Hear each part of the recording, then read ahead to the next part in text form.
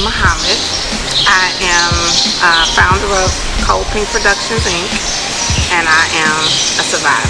I have a story. I'm a survivor of first single parent home, fatherless home.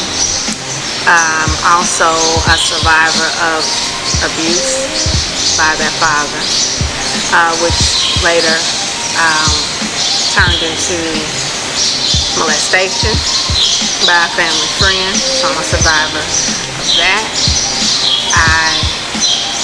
I'm a survivor of life in itself in an impoverished area on the south side of Chicago, where people were unfortunately being killed every day through the gangs, drugs, all types of things. But I in turn turned that into college, becoming a foster parent, becoming a teacher, high school coach, and then later a parent. I call myself a survivor because through all of those trials and tribulations, all the different things that may have possibly broke someone else down, what it did for me is give me the strength to persevere so that I can hopefully one day be able to share my story with someone, and hopefully if they went through the same things, it could inspire others. The Cold Pink Productions. Well, of course, pink is due to the breast cancer. The different facets of Cold Pink Productions come from all of the things that make me up. As a former educator, as a former child who had to get sent in a type of foster parent situation, and as someone who survived cancer, I wanted to have an organization that we would be able to do, and I could do all the things that I like to do as far as working with girls. As a coach, I realized how much influence you could have on young ladies and even men, young boys, and directing them into, the right direction with giving them mentorship, showing them that you really care about them. So I figured with Cold Pink Productions, if we had that facet of the organization, then I could still do those things that I used to do working at the schools.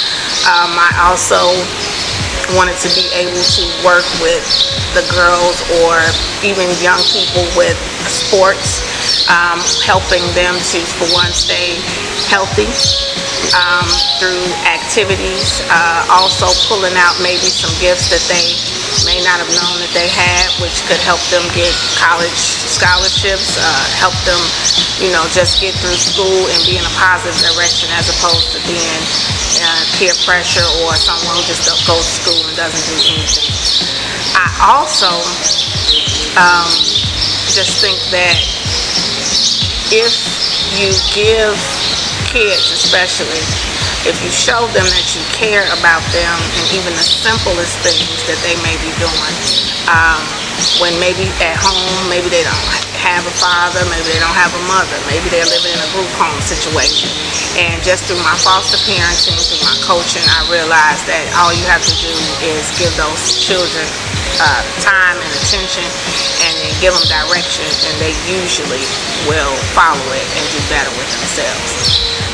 We also, through Cold Pink, because I am an entrepreneur, I wanted to be able to kind of foster and help women, men who may have hobbies that they think is a hobby, but it could be something that they could turn into a business.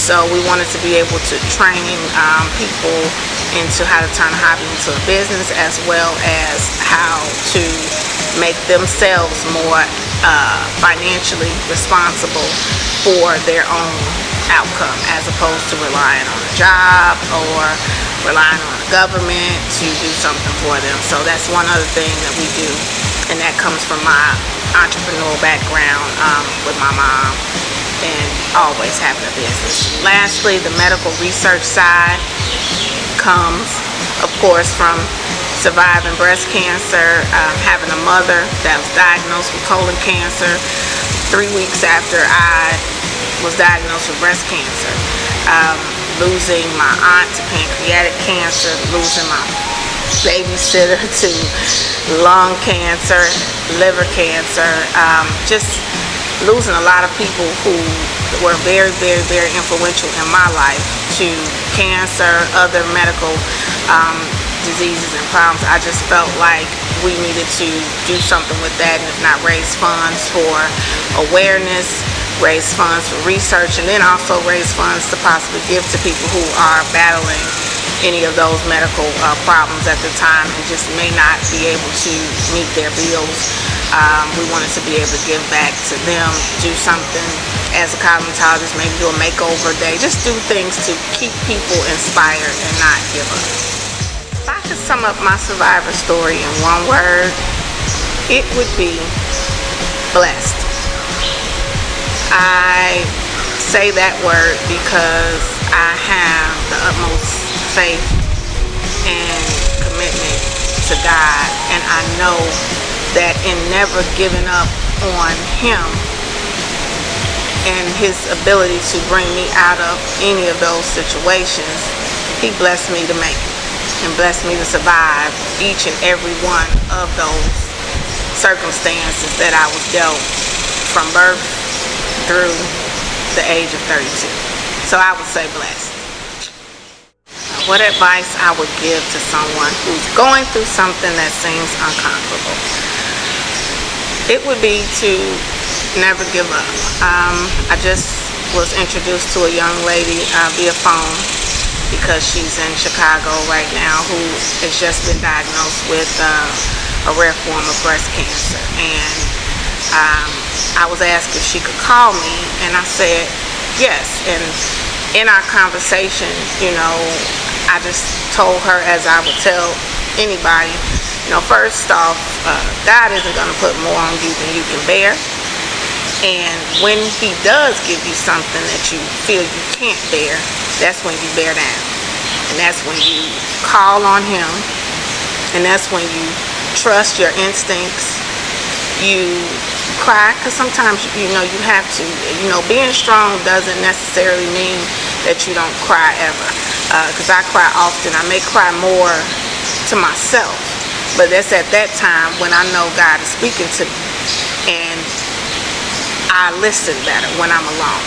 So for me, I would say just don't give up. Allow yourself to, break down when you need to break, but just remember that you need the strength, and you use your strength to stand back up. Even the strongest warriors or fighters have had their moments in which they've lost. It's just whether or not if you come back. I have a saying, it's nothing like a challenge for a champion. So I consider myself a champion, and I think anybody who is going through something has a champion spirit. You just have to know where to search for it and know when to go. As I always say, go to your closet and go in the silent part of yourself and of your heart and spirit, and that's when God speaks to you. And when He speaks to you, the ability to act on what He says is what I think would determine whether or not you're going to conquer something that you consider unconquerable. Because in God's eyes, nothing is unconquerable. But as man, woman, we know that we are not the all-knowing or the all-powerful. So you just have to know when to make sure you're listening to Him and doing what He asks you to do. So don't give up. Don't give in or give out. Just know that through anything, at any time, it's possible for you to prevail. And my main saying is smile through it all. I got this no matter what I'm going through. I try to smile even when I'm in pain, even when something is not going the way that I want to. I just think about my life. I realize that there are other people worse off than me, and for me to be, I call it selfish, to think that my circumstance is more or worse than somebody else's, just kind of makes me want to say that I need to do better and I need to not give up. So that would be my advice. Just make sure you stay in the fight and never give up. And when you feel at your weakest point, that's when you call on God.